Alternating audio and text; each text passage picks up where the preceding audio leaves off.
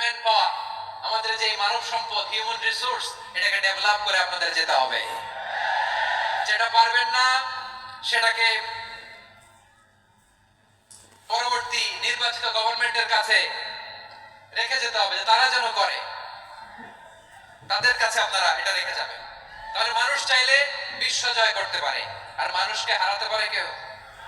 জোরে বলো যশোর, মানুষকে হারাতে পারে কেউ? আল্লাহ আমাদেরকে জনসংখ্যা দিয়েছেন প্রিয় ভাইরা।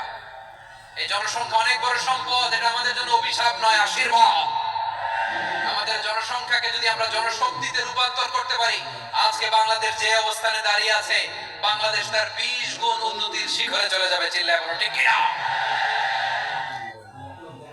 আমাদের শ্রমিক ভাইরা বাইরে কাজ করে, আমাদের শ্রমজীবী ভাইরা, প্রবাসীরা, তাদের ব্যাপারে গুরুত্ব দিতে হবে।